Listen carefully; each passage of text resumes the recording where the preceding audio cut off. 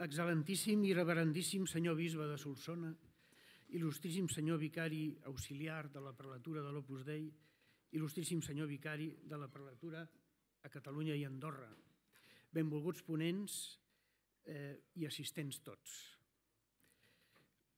Després de 2 anys de restriccions per la pandèmia, tornem a casa i ens sentim més a gust, encara que una mica apretats, però això també vol dir que fem una mica més de comunió, no?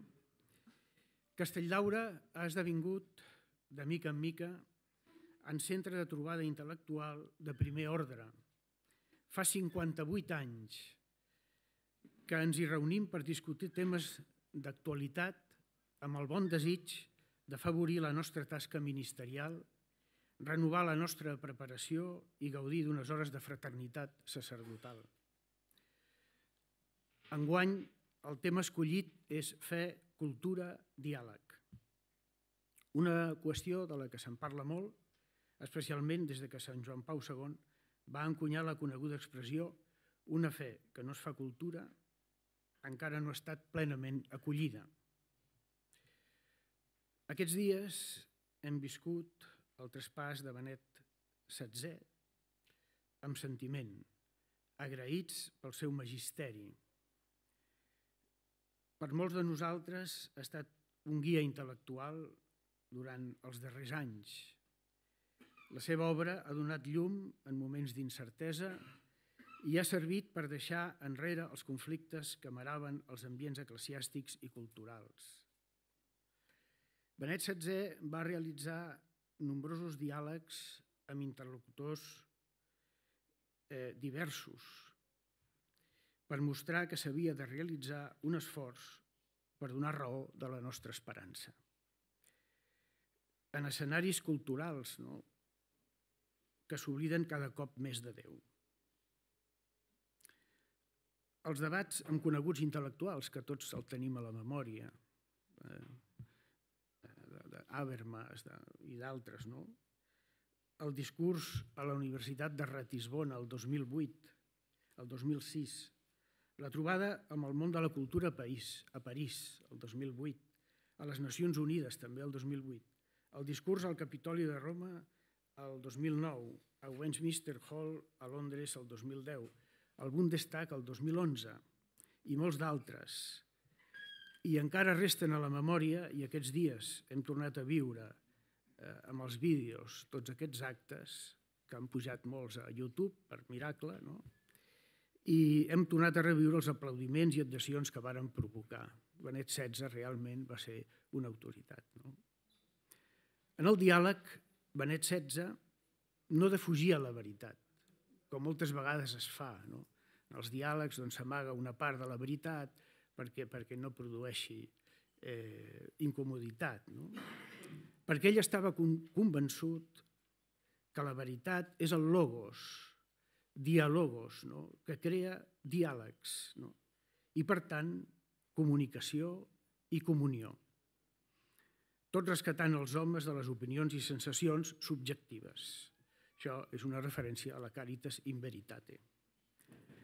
I la cultura, la manera mitjançant la qual l'ésser humà conrea i perfecciona la seva naturalesa, que s'expressa en costums i obres de l'esperit, és essencialment una obra de la raó. Per això precisa de l'expressió de la veritat, perquè hi hagi un diàleg autèntic. Tornem a les jornades d'enguany. Els ponents abordaran aquesta transcendental qüestió des de 4 vessants complementàries.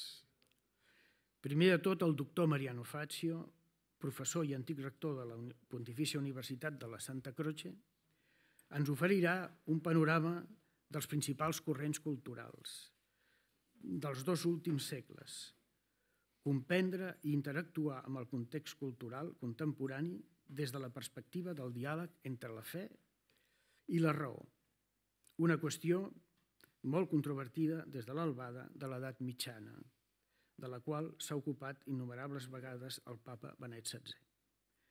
En recordar-nos que la raó pertany essencialment a l'acte de fe, perquè la fe sempre demana raons, fins on ens és permès, ateses les limitacions de la nostra intel·ligència, educ quan està enfortida i elevada per la gràcia. Seguidament, el doctor Ignasi Fuster, que no el veig aquí, però bueno, està allà a l'última d'allò. És que aquí pot passar de tot, però bueno, està allà.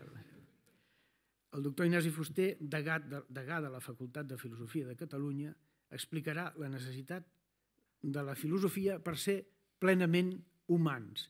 No sé si és això així, però és la idea que jo em vaig quedar. Ja que les respostes a les preguntes essencials de la vida eviten la deshumanització de la persona i de la societat, de les persones i de la societat. Demà, el doctor José María Torralba, de la Universitat de Navarra, oferirà una lectura contextualitzada d'aquella màxima que va formular Jorge Luis Borges anys enrere i que s'ha repetit tantes vegades. 4 son las historias.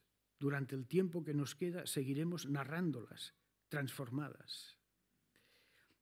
Referint-se a la Ilíada, és a dir, l'orgull i l'arrogància, l'Odissea, o sigui, el retorn i les seves dificultats, les argonàutiques d'Apol·lonio de Rodes, en altres paraules, la recerca sense saber ben bé què es busca, i finalment el mite de Prometeu, val a dir una salvació que ens ve de fora.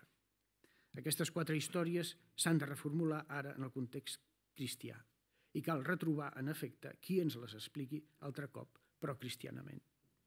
I per cloure les jornades, el doctor Francesc Conesa, que a més és bisbe de Solsona, professor de la Universitat de Navarra, ens parlarà d'un tema de gran dificultat pràctica, com ha de ser el nostre testimoni de fe en una societat secularitzada, en la qual resulta complicat fins i tot perseguit manifestar-se com a cristià.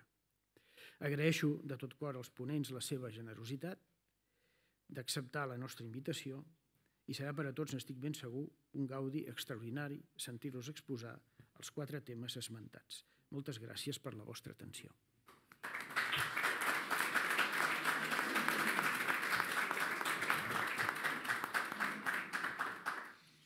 Ens parla el doctor Ignasi Font. Benvolgut, senyor bisbe. Trec l'excel·lentíssim, perquè estem en família. Querido don Mariano, benvolguts tots. Tornem, ja ho ha dit el Lluís, tornem avui a Castelldaura per celebrar les 58enes jornades pastorals després del parèntesi que han suposat els difícils mesos de la pandèmia de la Covid. I en recuperar el lloc habitual d'aquestes jornades hem d'agrair a Nostre Senyor la misericòrdia que una vegada més ha manifestat envers els homes que tant estimen, fent bons els seus esforços per posar fi a la malaltia i recuperar la normalitat. Aquestes jornades es desenvoluparan en un clima especial pel traspàs, fa pocs dies, del papa emèrit Benet XVI, que tant ens ha commogut a tots. Benet XVI ens ha regalat nombrosos textos magisterials en els quals s'ha ocupat del tema que serà objecte de la nostra reflexió durant 2 dies, és a dir, el gran repte que suposa per a la fe catòlica la impressionant acceleració de la cultura contemporània. No em correspon desenvolupar aquesta qüestió, sinó als il·lustres ponents que s'encarregaran de fer-ho amb molta més competència. Sí voldria, però, atès que les jornades tenen un caire pastoral i es dirigeixen sobretot a preveres, fer esment de la importància que té per a la vida sacerdotal una bona preparació intel·lectual.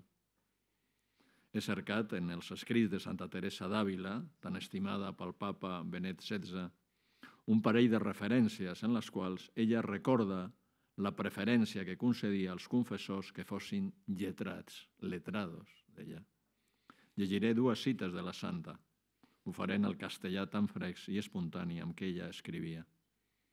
Tengo para mí que persona de oración que trate con letrados, si ella no se quiere engañar, no la engañará el demonio con ilusiones, porque creo que los demonios temen en gran manera las letras humildes y virtuosas, y saben, serán descubiertos y saldrán con pérdida. Y el segon text. Pensado he escribir a García Álvarez y pedirle que cuando hubiere de comunicar algo, se deje de maestros de espíritu y busque grandes letrados, que estos me han sacado de muchos trabajos. És conegut que Santa Teresa va gaudir de carismes extraordinaris. Tanmateix, en ocasions semblava confosa i no sabia com tirar endavant. En aquests moments demanava assessorament per treure'n l'entrellat i tenia mala experiència per haver consultat a consellers que, tot i la seva voluntat, per falta de ciència i preparació intel·lectual, no només no l'ajudaven, sinó que, al contrari, lluny de procurar-li la pau en el seu itinerari espiritual, li complicaven encara més l'existència. Tanmateix, va suposar un gran consol per a ella trobar finalment sants i experts confessors, com ara Pedro de Alcántara, Domingo Báñez i Francesc de Borja, que excel·liren pels seus coneixements teològics i per la seva prudència. També el papa Francesc està preocupat per la preparació intel·lectual que s'imparteix als seminaris del nostre entorn. Vol que conjuminin un respecte religiós a la tradició intel·lectual de l'Església Catòlica, acumulada al llarg dels segles, amb una apertura prudent i també agosarada al debat cultural del nostre temps. No obstant, no tot això és aigua clara en els debats teològics des del concili ençà. També en aquest cas de l'estudi de la teologia valen unes paraules de Sant Josep Maria Escrivà que no m'estic de repetir-les. Després de fer una crida a la prudència i d'insistir que cal oposar-se a la fàcil tentació de novedades, afegia: no se trata, sin embargo, de crear una religión para ignorantes, sino de ser realistas y darse cuenta de que muchas veces los conocimientos de la gente, y potser de vegades també del clergat, están al nivel de aquel a quien preguntaron: ¿qué sabes de San Isidoro de Sevilla? Y contestó: San Isidoro. Ah, sí, ese fue el fundador de la Giralda. I un altre text de Sant Josep Maria, en la mateixa carta, tot i referir-se directament a la virtut de la justícia, val també pel nostre argument. Nunca olvidéis, hijos, que no se puede ser justo si no se conocen bien los hechos, si no se oyen tanto las campanas de un lado como las del otro, si no se sabe en cada caso quién es el campanero. Acomodades al nostre cas, podria englosar així aquestes paraules. En un tema de tanta transcendència com és explorar els signes culturals del nostre temps i comprovar si s'ajusten o no a la tradició bimil·lenària del cristianisme, cal conèixer bé els corrents filosòfics i culturals de l'època moderna i contemporània, saber ben bé el que diuen els uns i els altres, esbrinar les propostes, si n'hi ha, dels teòlegs catòlics més reconeguts de la història de l'Església, haver llegit les orientacions magisterials sobre les matèries que ens interessen i estar ben al dia, sempre amb sentit crític, de les solucions dels col·legues contemporanis. Per acabar, agraeixo la vostra assistència i desitjo que aquestes hores siguin de gran profit per a tots. Moltes gràcies.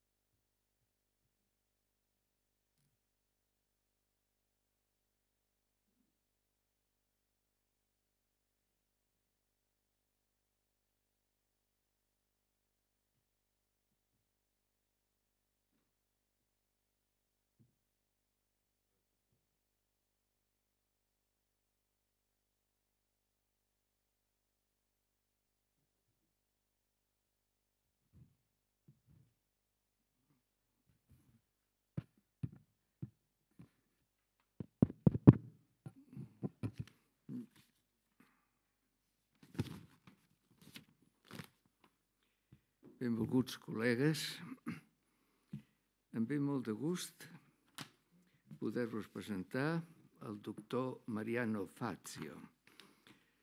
Com que ell no parla català i perquè pugui assabentar-se del que resumiré sobre la seva persona i la seva obra, passaré a la llengua comuna seva i nostra. El que diré tot seguit és ben poca cosa i caldrà que vosaltres completeu les meves paraules amb les lectures que n'heu fet de la seva àmplia bibliografia, perquè res no revela tan palesament l'ànima del personatge com els seus escrits. Al capdavall, potser Luigi Pirandello tenia raó quan va escriure el seu drama 6 personatges en cerca d'autor. Faig, però, aquesta recomanació amb la boca petita, perquè no sé si Pirandello és autor grat al doctor Mariano Fazio, que no l'ha acollit en un dels seus llibres més recents, 5 clàssicos italianos, un llibre dedicat a Dante, Manzoni, Collodi, D'Amicis i Guareschi. I ara passo a la llengua comuna. Mariano Fazio nació en Buenos Aires el 25 de abril de 1960, fue ordenado sacerdote en 1991 de manos de San Juan Pablo II, historiador graduado en la Universidad Nacional de Buenos Aires y doctor en filosofía por la Universidad de la Santa Cruz en Roma. Fue el primer decano de la Facultad de Comunicación Social Institucional de esa universidad. Entre 2002 y 2008 fue su rector y al mismo tiempo presidente de la Conferencia de Rectores de las Pontificias Universidades Romanas. Entre 2008 y 2014 fue vicario regional del Opus Dei en Argentina, Paraguay y Bolivia. Es medio mundo esto. A partir de 2014 fue vicario general de la prelatura. Actualmente es el vicario auxiliar, es decir, el más estrecho colaborador del prelado.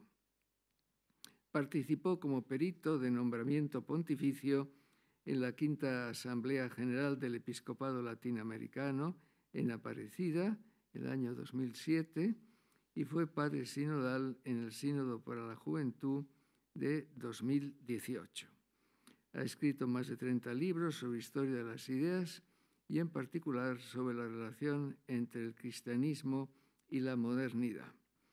Sus libros han sido traducidos a 10 idiomas diferentes.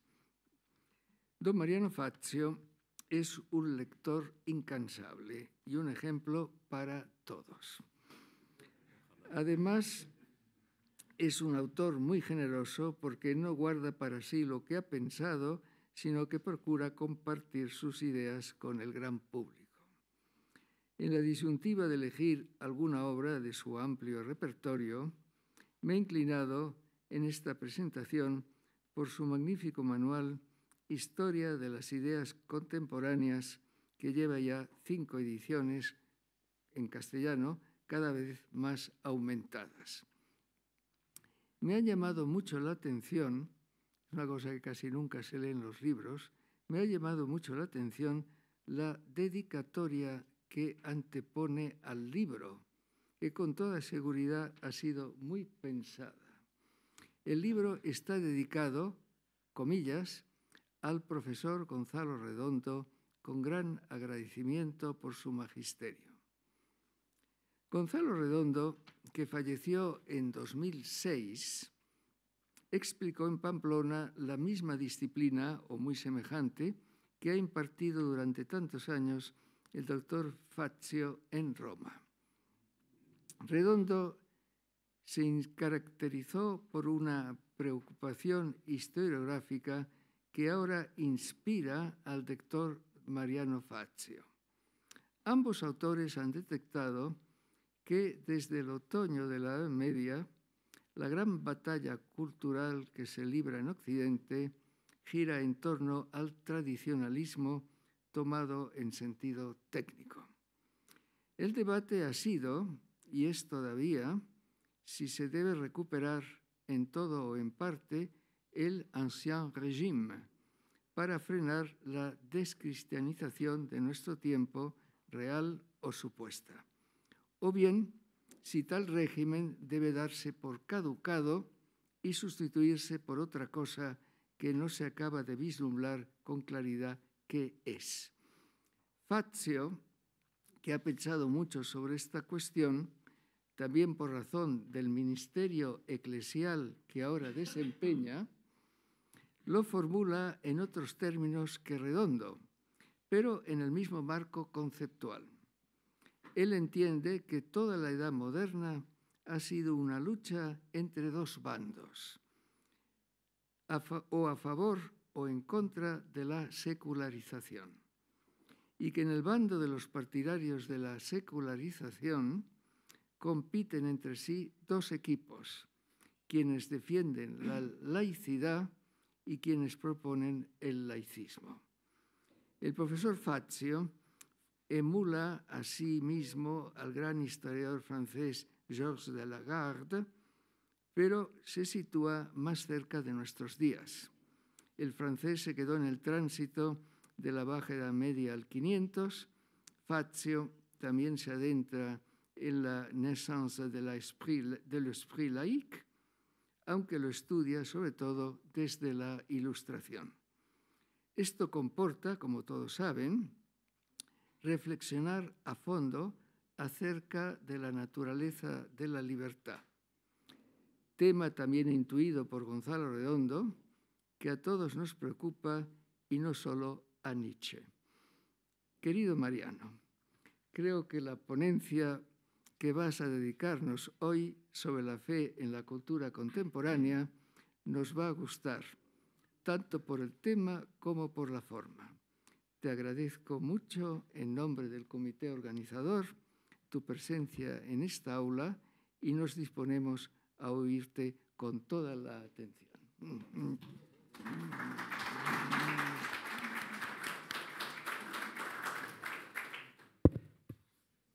Moltes gràcies, doctor Saranyana. Paso a la lengua franca. Muchísimas gracias a los organizadores. Para mí es un placer estar con ustedes en esta casa mítica, en el sentido positivo de la palabra. ¿Cuánto tiempo tengo? Más o menos. 40 minutos, perfecto. Con lo cual doy muchas gracias a Dios de estar aquí. Bueno, entonces, como hablábamos ahora con Giuseppe Ignasi, en general, muchas gracias por las palabras tan generosas. He aprendido cosas que yo no sabía de mí mismo. Y en general, los filósofos me dicen que soy muy historiador y los historiadores que soy muy filosófico. Con lo cual no convenzo a nadie, salvo a los alumnos. Los alumnos estaban muy contentos, que creo que eso es importante. Bueno, entonces vamos a hablar un poco de algunas corrientes culturales contemporáneas, poniéndolas en un marco más amplio de la modernidad. Pero quería empezar, aquí en la presentación se habló mucho de Benedicto XVI, de Juan Pablo II. Me parece que el elemento clave del pontificado de Juan Pablo II, evidentemente 27 años de pontificado es muy difícil resumirlos en una idea, pero creo que se podría decir que un punto central fue la verdad sobre el hombre. ¿Quién es el hombre? Hoy se diría quién es el hombre, quién es la mujer, quién es la persona humana. Y otro elemento de fuerza de Benedicto XVI, en plena continuidad con su predecesor, es la crisis de la verdad, la dictadura del relativismo que él llamaba, y sobre todo la respuesta posible a esta situación de crisis de la verdad, que es el diálogo entre fe y razón. Estamos en unas jornadas donde el tema del diálogo entre fe y cultura es esencial. Entonces, me voy a servir de unas ideas del rabino jefe de las congregaciones hebreas de la Commonwealth, ya fallecido, Jonathan Sacks, muy importante en el mundo anglosajón, que en la lección inaugural del King's College de Londres presentó lo que para él eran las 7 características de la antropología judía o bíblica, nosotros podemos decir judeo-cristiana, y cómo esas características hoy están en crisis. Es todo muy esquemático y a su vez me parece que es bastante claro. La primera verdad que aparece en la tradición bíblica es la dignidad de cada persona porque estamos hechos a imagen y semejanza de Dios, y la igualdad de todos los hombres. Esto ya me sirve para unir con la modernidad. Si la Revolución Francesa es un elemento clave, libertad, igualdad y fraternidad son esas ideas cristianas que se han vuelto locas. La primera afirmación de Sachs, dignidad de la persona humana, igualdad de todos los hombres. La segunda, la libertad humana, somos libres, con capacidad de decisión, con responsabilidad y con uso de la conciencia. Tercera característica de la antropología judeo-cristiana, la santidad de la vida humana, desde el momento de la concepción hasta la muerte natural. La cuarta, y esta me parece que es interesante, quizá más original, la tradición bíblica habla de una cultura de lo correcto y lo culpable. Es decir, tenemos que hacer el bien y evitar el mal. Hacer el bien es correcto, hacer el mal es culpable. Contra la cultura, que no es propia de la tradición cristiana, aunque también está presente, la cultura del honor y la vergüenza. Hablaremos de eso dentro de 5 minutos. Quinta idea, la matriz fundamental del matrimonio y la familia. Matrimonio de uno con una, abierto a la vida, como fundamento de la familia. Sexta idea, el carácter comunitario de la persona humana, el hecho de que el hombre es un ser sociable por naturaleza. Y la última idea que rescata Sachs es que Dios es la fuente de todo el poder humano, de todo poder político, de toda autoridad. Creo que es un esquema bastante interesante de 7 características que surgen de la lectura de la Sagrada Escritura. Ahora, para Sachs, estas 7 características, hoy en día, su intervención es del 2014, está en riesgo. En primer lugar, hoy se afirma que no hay una diferencia específica entre los humanos y los animales. Por lo tanto, la dignidad de la persona humana en cuanto a imagen y semejanza de Dios se desvanece. En segundo lugar, se niega la libertad humana porque estamos determinados por factores físicos, psicológicos, biológicos. En tercer lugar, y esto me parece que es bastante evidente, lamentablemente en todos nuestros países occidentales, la santidad de la vida está totalmente amenazada por lo que Juan Pablo II llamaba la cultura de la muerte, con una serie de también legislación, etc. Y hoy en día, con el desarrollo de las comunicaciones, de todas las redes sociales, estamos todos absolutamente expuestos delante de toda la humanidad, se está imponiendo la cultura del honor y de la vergüenza, a causa de la publicidad de la vida privada en las redes sociales. ¿Cuántos adolescentes que a veces incluso se suicidan porque aparecen en esas redes sociales no de la mejor manera? De tal manera que es una cultura más del aparecer que del ser. Digo esto, aunque lo propio de la tradición judeo-cristiana es la cultura de lo correcto y lo culpable, también hay mucho elemento en la tradición occidental.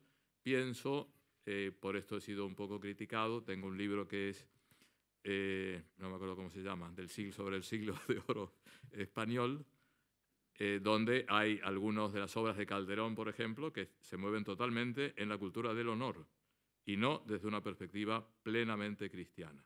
Cuando decía, ¿cómo puedes decir que Calderón no es cristiano? Es profundamente cristiano. Pero algunas cosas se escapan de la moral cristiana, me parece. Bueno, luego hay un ataque sistemático de la familia, con familias, entre comillas, alternativas, todo tipo de familias.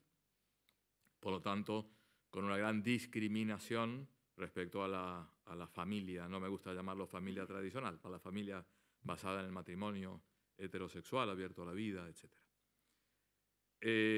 La dimensión social, comunitaria de la persona, hoy en día está puesta en jaque por un individualismo muy fuerte que está corrompiendo los lazos sociales. Tanta gente que lo único que busca es su proyecto personal. ¿Cuántos matrimonios se rompen? Porque la mujer quiere hacer un máster en Alemania, el marido en Estados Unidos. Si nadie cede, dice, bueno, pues fue muy bonito lo que hemos vivido, hasta luego. Y el último punto, Dios como fuente de todo poder humano, esta visión trascendente de la vida. Ahora es una afirmación del individuo autónomo que se considera autorizado para hacer cualquier cosa sin límites morales ni referencia a una moral objetiva. Bien, entonces, poner en crisis todos los elementos característicos de la antropología judeo-cristiana evidencia que ha habido un proceso de secularización muy fuerte. Entonces, como decía Giuseppe Ignasi, me parece que la modernidad, desde el siglo XVI hasta nuestros días, la posmodernidad forma parte de la modernidad, se caracteriza por un proceso de secularización. Y entonces seré súper esquemático, pero considero que hay dos procesos de secularización fundamentales. El más evidente es la afirmación de la autonomía absoluta de lo humano. Manifestaciones de esta secularización, pongamos ejemplos muy conocidos por todos, cuando Feuerbach o Marx dicen el hombre es para el hombre el ser supremo, bueno, es la divinización del hombre. Cuando Nietzsche habla que Dios ha muerto, frase clave, no es que Dios vivió en algún momento, se enfermó y se murió, sino que un Dios que hemos inventado ahora no tiene ningún lugar en el horizonte cultural. Por lo tanto, la afirmación de la autonomía absoluta de lo humano, que ha entrado ahora en crisis, como veremos en pocos minutos. Y acompaña a este proceso de secularización fuerte un proceso que desemboca, como decía Giuseppe Ignasi, en la laicidad, la sana laicidad de la que hablaba tanto Benedicto XVI.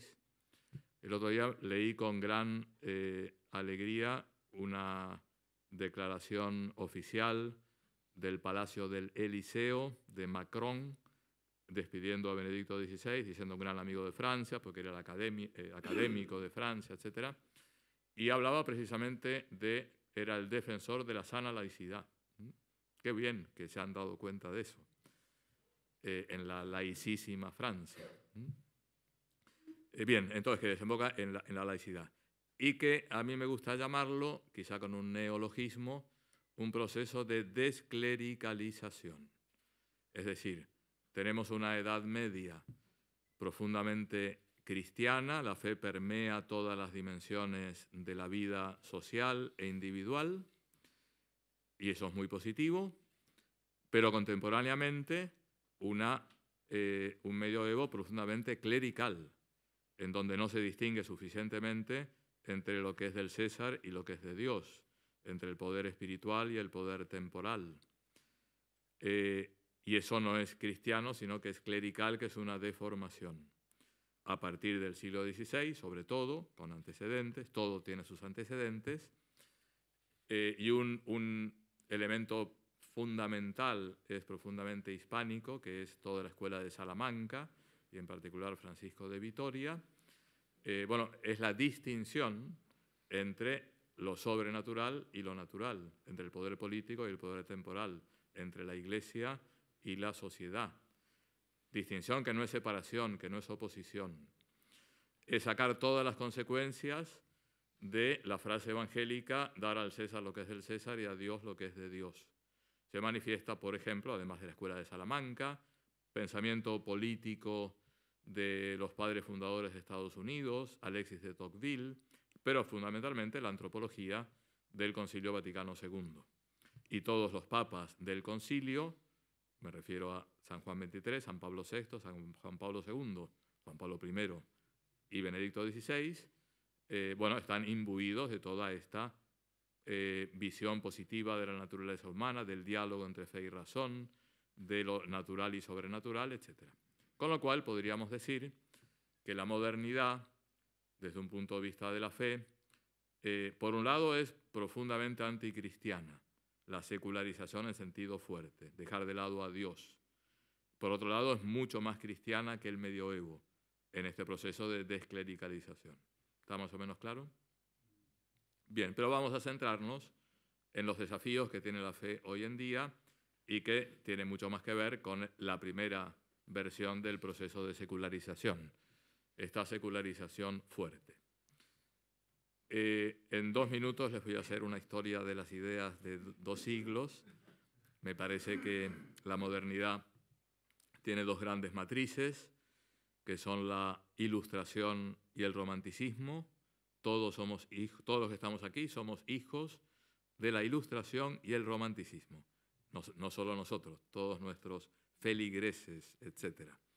Cuando pensamos que con la tecnología podremos resolver todos los problemas de la humanidad, somos hijos de la Ilustración. Cuando queremos experimentar todo tipo de emociones fuertes y probarlo todo, somos hijos del Romanticismo. Lo hacemos a la vez, porque la cultura contemporánea es muy ambigua. Y de estas 2 grandes matrices surgen las ideologías. Podemos hablar, siguiendo al profesor Redondo, de una modernidad ideológica. Siglo XIX y XX, las grandes ideologías políticas y culturales, liberalismo, marxismo, positivismo, nacionalismo, con nacionalismo que también significa, por ejemplo, indigenismo en América Latina, cientificismo, etcétera, que son muy distintas entre sí y, sin embargo, tienen algunas características comunes. Me referiré solo a 2. Una característica común es que todas estas ideologías, y también las 2 grandes matrices de la modernidad, toman un elemento fundamental, central de la naturaleza humana y lo absolutizan.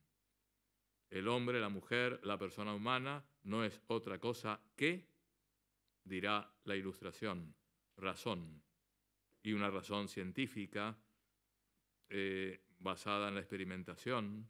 Todo lo demás es mito, leyenda, superstición, etc. La persona humana no es otra cosa que corazón, sentimientos. Y es evidente que tanto la razón como el corazón son fundamentales. Una persona sin cabeza, poca persona es. Y una persona sin corazón es una pobre persona. Pero hay que unir las 2 cosas, una síntesis superadora, como diría Hegel. Y luego las grandes ideologías que subrayan el papel fundamental de la libertad. Nunca podremos exagerar al hablar de libertad, porque sin libertad no podemos amar. Y nuestra vocación humana y cristiana es al amor. A mí nadie me puede obligar a amar, por lo tanto, la libertad es fundamental. Pero es una libertad limitada, una libertad real, pero limitada. No podemos volver a cada uno a su lugar volando, porque tenemos una naturaleza humana, corporal, con una serie de limitaciones. No podemos hacer todo lo que nos gustaría hacer, porque no tenemos el tiempo suficiente. Tenía un amigo que estaba bastante angustiado porque hizo el cálculo de cuánto tiempo tenía que dedicar a leer los clásicos a lo largo de su vida y decía que no le alcanzaban 200 años. Tenía que elegir, ¿no? Bueno, es algo propio de los límites de la naturaleza humana, de la libertad. Pero es evidente que somos libres. Ahora, no todo se explica con la libertad. El nacionalismo parte de otro elemento absolutamente clave, fundamental de nuestra existencia. Todos estamos situados espacio-temporalmente. Y cuando decimos yo soy catalán o yo soy argentino, la gente entiende muchas cosas. Ah, catalán, ya entiendo. Ah, argentino. Sin embargo, hay muchos catalanes muy distintos entre sí y muchos argentinos muy distintos entre sí. Y a su vez tenemos una llamada la universalidad y podemos dialogar con otro tipo de personas. Con lo cual es un elemento clave para entender mucho, sin embargo no lo explica todo. La economía, absolutamente clave. Ahora, reducir la persona al homo economicus es evidentemente un reduccionismo. La tecnología, la ciencia, tecnología es ciencia aplicada, resuelve muchísimos problemas. Tengo aquí un micrófono, tenemos luz eléctrica y gracias a Dios. Pero la tecnología o la ciencia se queda muda ante el dolor, el sufrimiento, la muerte, que hay más allá de la muerte, ante el amor, ante la amistad, las pérdidas, todo esto lo excede totalmente. Bien, elemento común de todas estas corrientes culturales, la absolutización de lo relativo, y luego otro elemento clave, que es un elemento que podríamos llamar la vena utópica de la modernidad. Si dejamos que la ley de la oferta y la demanda no encuentren ningún obstáculo, todos seremos ricos y felices, decía los manchesterianos o Adam Smith, etc. Si mi cultura triunfa, dado que mi cultura es la cultura superior, se inaugurará, por lo menos para mi cultura, para mi nación, para mi comunidad, etc., un periodo de oro. Los otros no tanto, pero para la mía va a ser genial. Si destruimos la propiedad privada, se instaurará el paraíso comunista sin clases. Si la ciencia, la tecnología termina por derrotar las oscuridades medievales, la tradición metafísica, la teología, etc., y se instaura una mentalidad científica, llegará un momento en que resolveremos todos los problemas. Esto es un panorama general de los siglos XIX y XX. Sin embargo, a principios del siglo XX hay un hecho fundamental. Quizá desde un punto de vista de la historia de las ideas es el más importante del siglo XX. Es opinable, todo lo que digo es opinable, casi todo lo que digo. Que es la Primera Guerra Mundial, mucho más importante que la Segunda, desde un punto de vista de la historia de las ideas. ¿Por qué? Porque la Primera Guerra Mundial fue el mentís a esta visión utópica de la felicidad en esta tierra.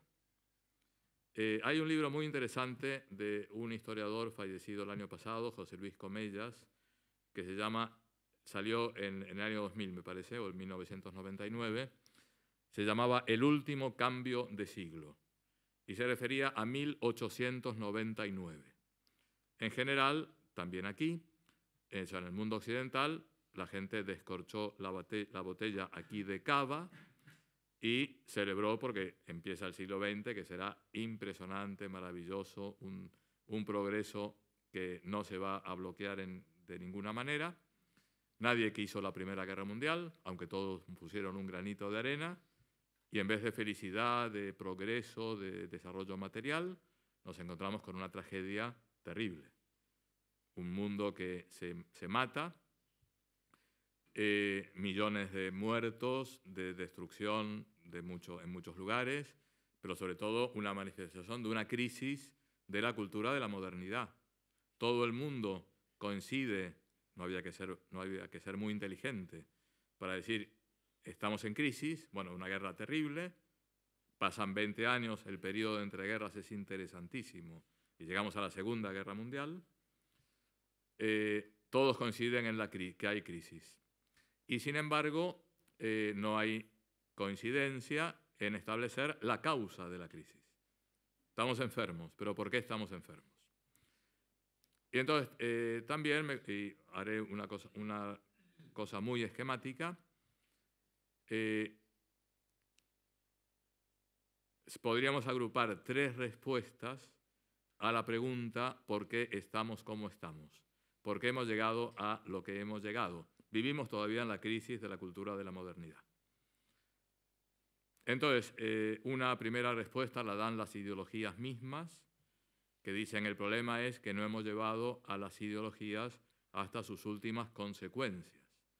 Entonces, un nacionalismo romántico del siglo XIX se convierte en, por ejemplo, el nacionalsocialismo alemán, el fascismo italiano, nacionalismos tremendamente violentos que no respetan los derechos de otras culturas, etc. El marxismo, también más o menos romántico en el siglo XIX, con alguna intentona revolucionaria, se transforma en en Lenin, en Stalin, en Mao Zedong, en Pol Pot. Ese libro negro del comunismo, que por lo menos en Italia lo financió Silvio Berlusconi, que tampoco es la alternativa al comunismo, lo que más me impresionó de ese libro no es tanto el número de muertes, sino quién escribía esos capítulos. No es un capítulo escrito por Margaret Thatcher, otro por Juan Pablo II, otro por Helmut Kohl, sino eran todos pensadores de izquierda, muchos de origen marxista, pero gente honesta que decía, bueno, esto no salió mal. Y en el prefacio de este libro, el que coordina todo, se llama Serge Courtois, dice, en definitiva, quien tenía razón para definir el comunismo era Pío XI. Pío XI en la Divini Redemptoris. Entonces ataca totalmente a la Iglesia Católica, pero dice, pero en esto Pío XI tenía razón. Es una crisis antropológica terrible. Bien, con lo cual, las ideologías llevadas hasta las últimas consecuencias. Hay una segunda respuesta que podríamos decir que es la respuesta del pensamiento, filosofía, teología, filosofía de la historia, abierto a la trascendencia. No solo cristianos, también hay muchos judíos, por ejemplo. Una cosa que une a Juan Pablo II y Benedicto XVI, el gran aprecio por la filosofía personalista y en particular por la filosofía del diálogo, por ejemplo, de Martin Buber o de Emmanuel Levinas. Bien, muchos pensadores abiertos a la trascendencia, cristianos, católicos, no todos católicos, todos los que están detrás del Concilio Vaticano II, muchos detrás de la Declaración de los Derechos Humanos de las Naciones Unidas, que hacen del siglo XX un siglo de pensamiento cristiano muy potente, más, me parece, que el siglo XIX. O sea, no es solo Hitler, Mao y Mussolini, sino Ratzinger, Karol Wojtyła y muchísimos pensadores. Y la tercera respuesta, por qué hemos llegado a donde hemos llegado, es la que da lo que deriva en lo que Benedicto llama la dictadura del relativismo. Hemos llegado donde hemos llegado porque hemos pensado que teníamos la verdad y quisimos imponer la verdad con la violencia. Todo aquel que considera que es dueño de la verdad es un violento en potencia. Por lo tanto, hemos de establecer un relativismo generalizado, igual de aquel que diga yo conozco la verdad, o hay verdades objetivas, o hay verdades morales que pueden orientar no solo mi vida individual, sino que pueden orientar la vida social. Entonces, detrás de esta tercera respuesta, que es la que hoy predomina, aunque lamentablemente hay mucho totalitarismo, basta ver lo que está sucediendo en Ucrania, Rusia y en tantos otros lugares, fundamentalismo islámico, etc. Bueno, ¿quién está detrás? Nietzsche. Nietzsche es el gran filósofo del mundo contemporáneo. No les voy a explicar Nietzsche, lo conocen perfectamente bien, y sería un poco audaz como buen argentino. Dice, yo les voy a explicar en un minuto Nietzsche.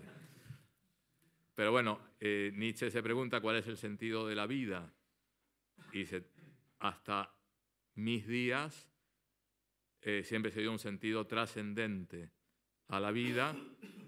La vida tiene un sentido si miramos al Yahvé de los judíos, al Dios uno y trino de los cristianos, al mundo de las ideas platónico, al Dios más racionalista de Descartes o de Kant, al uno hegeliano. Pero bueno, lamentablemente nos hemos engañado todos estos siglos porque Dios no existe, Dios ha muerto y tenemos que sacar todas las consecuencias. Las consecuencias es que vivimos a la intemperie, vivimos en el desamparo. Es impresionante el aforismo 125 de la Gaia Ciencia, donde baja el profeta de la muerte de Dios, que dice, pero ¿cómo no se han enterado de la novedad? Dios ha muerto y ustedes siguen haciendo lo mismo de siempre, pero no hay ya izquierda ni derecha, arriba ni abajo. Este sol, la Tierra se ha desligado del Sol, el Sol es un punto de referencia. Hemos borrado la línea del horizonte, otro punto de referencia. Uno va en avión, es fundamental tener la línea del horizonte clara. La hemos borrado con una esponja.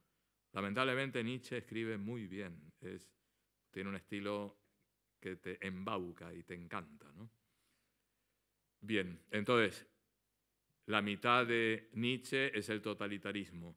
Dice, ya no hay ningún valor, no hay puntos de referencia, cada uno tiene que establecer los propios valores y quien podrá establecer los definitivos son el hombre, el superhombre, el que tiene el poder que los impone. Entonces, ese es el Nietzsche total, más ligado al totalitarismo. Pero en las últimas décadas hay un sinnúmero de filósofos que toman la mitad de Nietzsche, por ejemplo Heidegger. Es decir, Dios ha muerto y estamos en un mundo, estamos a la intemperie y no tenemos ningún punto de referencia, con lo cual tenemos que convivir todos con pequeñas verdades subjetivas y no podemos afirmar de que haya una verdad objetiva. O porque no existe, o porque en el caso de que existiera, no la podemos conocer, y en el caso de que la conociéramos es un peligro, porque la vamos a imponer con la violencia. Esta es la causa de que estamos así, con lo cual hay que olvidarse de la verdad. Es lo que llamaba la homilía de la misa pro eligendo Romano Pontifice el cardenal Ratzinger, ¿no? Esa famosa homilía que habla, se ha instaurado en este mundo la dictadura, una dictadura del relativismo. Entonces, ya acabo en 5 minutos o menos. Estas crisis de los elementos claves de la antropología bíblica, de la que hablaba Jonathan Sacks, es una manifestación de esta dictadura del relativismo en la que vivimos.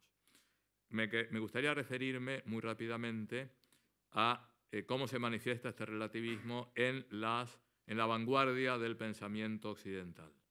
Las voy a enunciar, más o menos son conocidas, y cuya la víctima principal es la verdad, y en particular la verdad sobre el hombre de Juan Pablo II. O dicho con otras palabras, el concepto de naturaleza humana. Hoy ya nadie habla de naturaleza humana.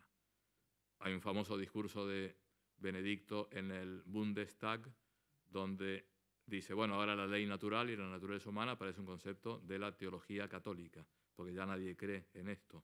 Y cuando uno no cree en esto, nos ha ido muy mal, como tenemos experiencia en Alemania, refiriéndose al pasado trágico del siglo XX.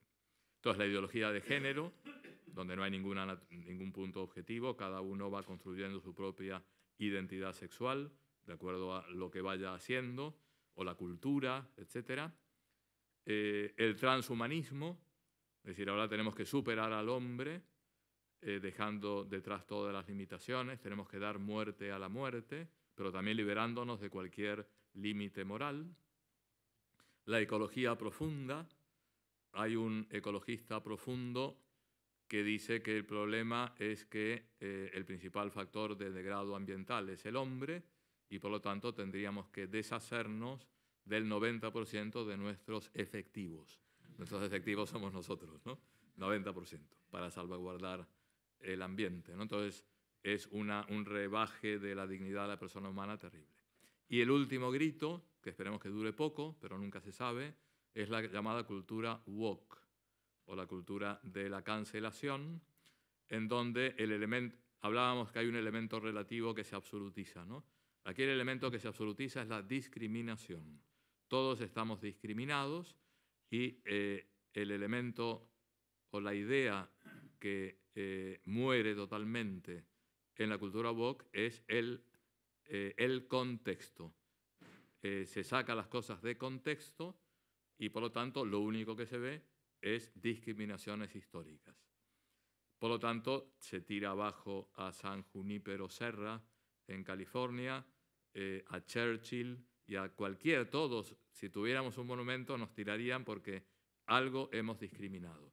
Y quitando el contexto no se entiende absolutamente nada. Hace poco salió un artículo en La Nación, Argentina, como dijéramos La Vanguardia, sobre el testimonio de una ex monja de clausura, donde efectivamente decía, la superiora me pedía cosas absurdas, tenía una vida ridícula. Digo, por supuesto, sacamos el contexto de una vocación sobrenatural, etcétera, es absurdo lo que hacemos nosotros todos los días. Hay muchas cosas que sin contexto de una vocación sacerdotal, de un servicio a la Iglesia, no se entienden para nada. Bien, ideología de género, transhumanismo, ecología profunda, cultura woke, son semáforo rojo, que se enciende, o ámbar, se dice aquí ámbar, ¿no? Es decir, no, son puntos de atención. Entonces, para terminar, ya habrá diálogo después. ¿Qué podemos hacer? Vamos a hacerle un homenaje a Benedicto XVI, que yo creo que el punto clave es un diagnóstico de la cultura contemporánea, pero dio la solución. La solución es la razón ampliada, el diálogo entre razón y fe, superar la visión cientificista, muy propia de la cultura occidental. Volver a tener la confianza en que la razón puede conocer verdades. Siglo XIX, la Iglesia se defendió del racionalismo y defendía la fe. Ahora, ¿quiénes son las personas que defienden la razón? Los papas. Los papas son, ánimo, muchachos, piensen. Retoman el lema de la Ilustración, sapere aude, atrévete a pensar. Porque la Ilustración tiene cosas muy positivas y otras no tanto. Con lo cual, ayudar a pensar a la gente en nuestros trabajo pastoral, en nuestros trabajos de formación, etcétera, tocar estos temas, hacer pensar y ver que podemos llegar a verdades que puedan orientar la vida, es el mejor antídoto, me parece, contra esta dictadura del relativismo, y volver a hacer brillar todos estos 7 categorías antropológicas que son verdad no solo porque están en la Biblia, sino que son verdad porque funcionan en la vida de todos los días. La verdad nos hace libres, la verdad nos abre cosas maravillosas y estupendas, y con esta música fantástica les doy las gracias por la paciencia.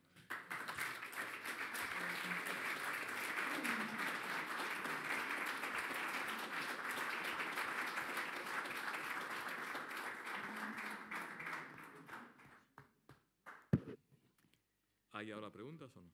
No lo sé. Bueno, muchas gracias. Me corresponde a mí Perdón. Primero, el tiempo. 5 minutos no es nada. Bueno, ante todo, agradecer la intervención, esta panorámica que nos ha abierto a todos muchas perspectivas. También nos ha dejado muchos interrogantes, porque, al fin y al cabo, somos nosotros, cada uno como puede, el que tiene que espabilarse en esta cultura contemporánea, pero hay que conocerla, ¿no? Y ahora se abre un debate teniendo la posibilidad. Primero de todo, el doctor Melé, lo presento, el doctor Melé, que es profesor del IES de ética ¿qué? De los negocios. Empresarial. Adelante, doctor Melé.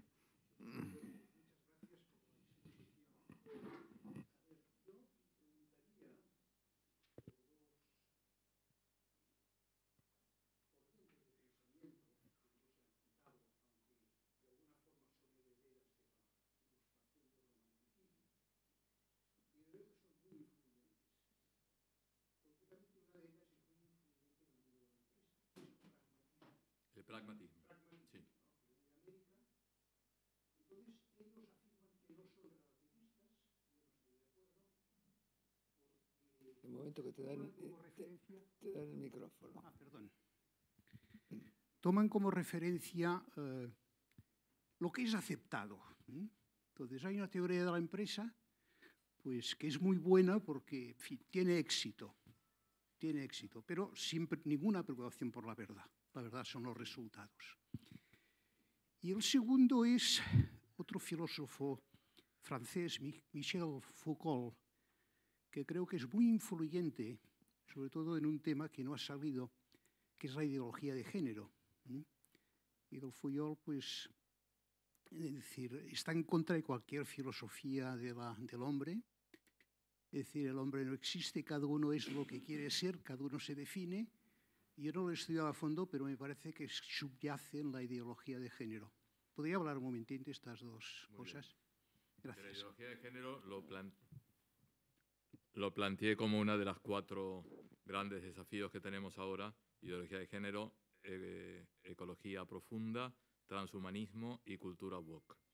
Entonces, hablando de Michel Foucault, así como Nietzsche dice Dios ha muerto, Michel Foucault habla de el hombre ha muerto. El hombre es un invento. Ya no me acuerdo si dice del Renacimiento o de la Ilustración, da igual, pero ya estamos en el siglo XXI, con lo cual llevamos algún siglo de que el mismo concepto de naturaleza humana, bueno, es una invención cultural, pero no tiene ninguna base. Y por lo tanto, cada persona es totalmente moldeable. Podemos hacer de nuestra vida lo que queramos. Foucault también está muy relacionado con Sartre. Sartre hablaba de que no hay esencia, sino solo existencia. Claro, si no hay esencia, o sea, Sartre tiene una frase fuertísima, ¿no?, que dice: el ser es demasiado. A veces uno no lo entiende, pero ser es demasiado, diciendo, así como un principio de la filosofía clásica, es decir, que todo tiene su razón suficiente, él está diciendo, no hay ninguna razón para que esto exista, para que esto sea.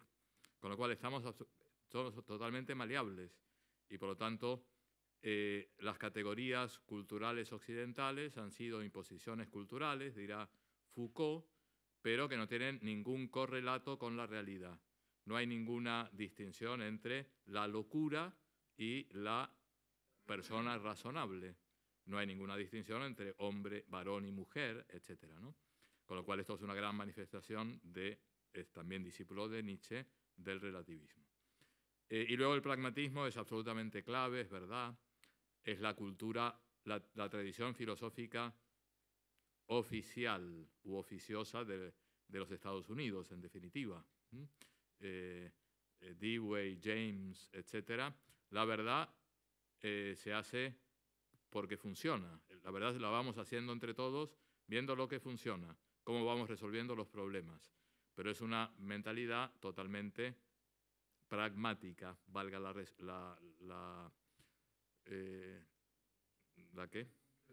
redundancia, muchas gracias. Totalmente pragmática. Y falta, por lo tanto, un contexto para decir, bueno, pero puede haber cosas que funcionen prácticamente, pero que destruyan a la persona humana o que destruyan a la dignidad humana.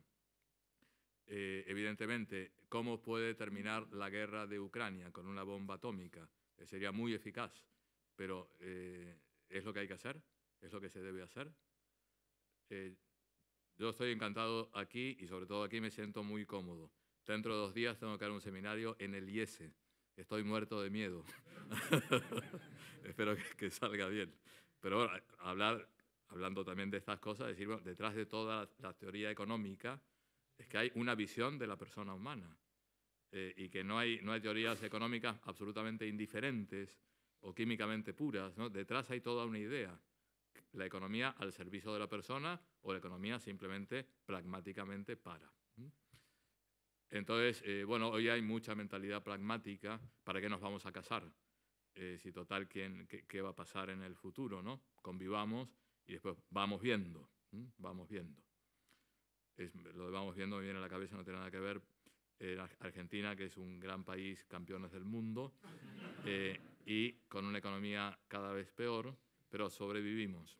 Entonces, un periódico le llamaba al plan del ministro de Economía, plan económico, vamos viendo. Dice, vamos viendo cómo hacemos. Y a veces la vida la hacemos así. No sé si ha servido para algo. A ver, Mario, yo te tengo que agradecer que tienes una faceta que bueno, lo ha mencionado aquí mucho Ignacio, que te gusta la literatura. Sí. Gracias a ti descubrí un libro este verano, ruso, que es Turgenev, ateo, y este señor escribió un libro que se llama Memorias de un cazador. Es una joyita. Tú haces allí una exposición, nos invitas a leer. Yo tuve la gracia de encontrarme con ese libro tuyo, que por cierto, no lo devolví de Carnadal y lo tengo que devolver, porque no me di cuenta y me lo llevé. Pero bueno, que sepas que ahí me hiciste un regalo, porque me demostraste que un autor alejado de mis maneras de concebir la vida, ¿no? Ateo, supuestamente un enemigo, tal y que cual, me hace una descripción del siglo XIX ruso con la sabiduría del campesinado más humilde y me da lecciones que son para subrayar.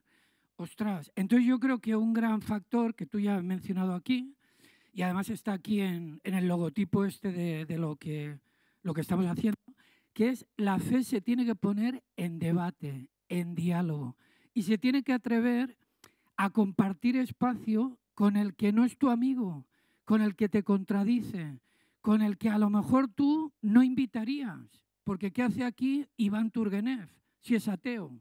Pues precisamente a lo mejor te puede dar lecciones. Has mencionado a Juan Pablo II, has mencionado a Benedicto XVI, bendito sea el pontificado de estos dos papas, pero yo creo que el Papa Francisco está haciendo una aportación en este campo de atreverse a acercarse a gente supuestamente enemiga, a recibir a gente que los medios, portales religiosos, pero ¿qué hace este Papa recibiendo a este tío que está trabajando con trans y con no sé cuántos y tal? Escucha, el Papa nos está dando demostraciones preciosas. Bueno, perdón, simplemente que yo creo que una clave de todo esto que tú has dicho es que aprendamos realmente al diálogo, pero con hechos, no con palabras.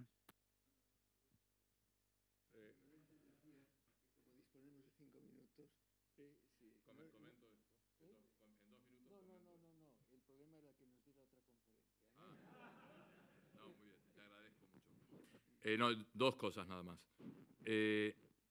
Todos mis libros sobre literatura no es simplemente porque me gusta la literatura, sino porque veo que en esta crisis que tenemos de la verdad sobre la persona humana, además de ver en la Biblia, en la revelación, qué es la persona humana, en la gran tradición de los clásicos encontramos esto que viene de muchísimas voces distintas.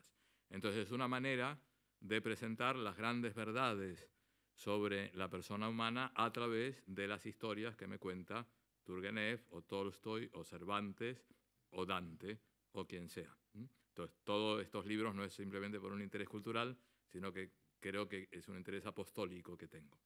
Y respecto al Papa Francisco, de quien soy muy amigo y a quien amo profundamente, simplemente diré una sola cosa.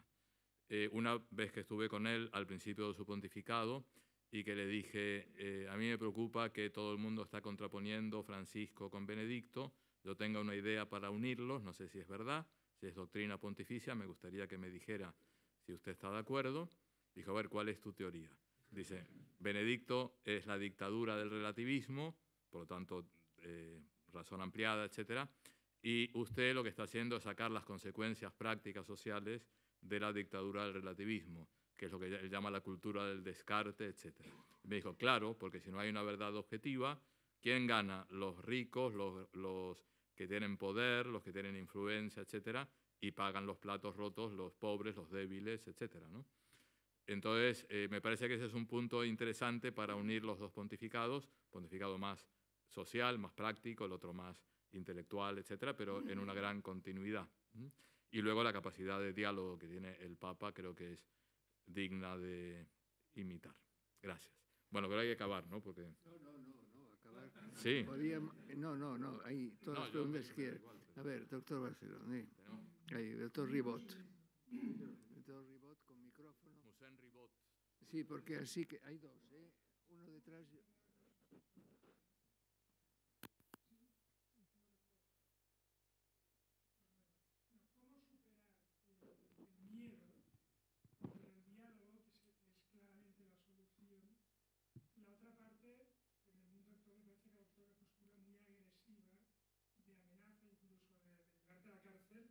cuando expones tus ideas, aunque lo hagas de forma gratuita.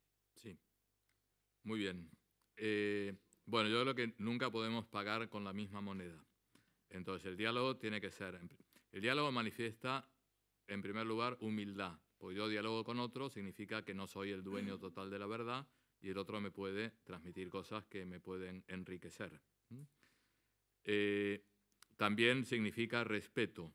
Yo hablo con otra persona porque la respeto y sé que la otra persona me podrá decir, podrá compartir experiencias e ideas, etc.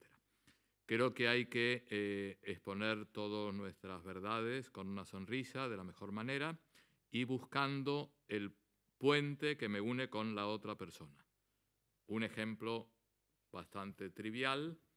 Yo creo que las personas que están a favor del aborto porque quieren matar a niños, yo no conozco a nadie. En general, las personas que están a favor del aborto es porque ven un drama de la niña que fue violada por su tío o por el exceso de la población mundial y tienen buen corazón. Siempre hay otro motivo, no el querer matar al niño. Algún caso puede ser. Entonces, por ejemplo, si mira, a mí lo que me une contigo es la madre, pobre madre. ¿Qué tenemos que hacer? Tenemos que cuidar a la madre, una red social para acoger a la madre. Pero bueno, el niño no tiene ninguna culpa. Pero hablo, ya tiendo un puente para que el otro pueda encontrar conmigo algún punto de unión. Una persona que está totalmente a favor de la ideología de género. Toda ideología parte de verdad tiene. Y por lo tanto que las mujeres han sido relegadas a lo largo de la cultura occidental a algunas funciones muy limitadas, es verdad. Y por lo tanto podemos partir de ahí. Ahora, el tema es que una mujer nunca puede ser padre y un hombre nunca puede ser madre y una serie de cosas, ¿no? Pero buscar puntos de lo que me une con. Recuerdo Juan Pablo II cuando fue a Cuba en el avión, dijo, yo reconozco a los hijos de Marx que siempre se han preocupado por la educación y por la sanidad o por la salud pública. No digo que Juan Pablo II seguramente estaba totalmente en contra de cómo utilizaban la educación, pero tendió un puente. Dice, reconozco que, además en Cuba de esa época, no estaba mal la salud, ahora sí. Entonces, es el diálogo, ver qué verdad tiene el otro, etcétera, ¿no? Y si el otro se pone agresivo, yo creo que, mira, yo te perdono de todo corazón, esto no podemos seguir charlando, pero una sonrisa, y el otro al final se acordará de esa sonrisa, de ese perdón, y eso dará fruto, me parece. Señor presidente del coloquio, ¿hay que acabar o qué? Sí, hay que acabar porque no. Sí, porque el doctor Conesa cuando interviene, ¿a qué hora? ¿Eh? No. ¿Eh? Ahora Además, tenemos ¿quién es el siguiente? Es el doctor. Fuster. Sí. Bueno, entonces em diuen aquí que 10 minuts per prendre un whisky mentrestant i aferim a la... Però moltes gràcies.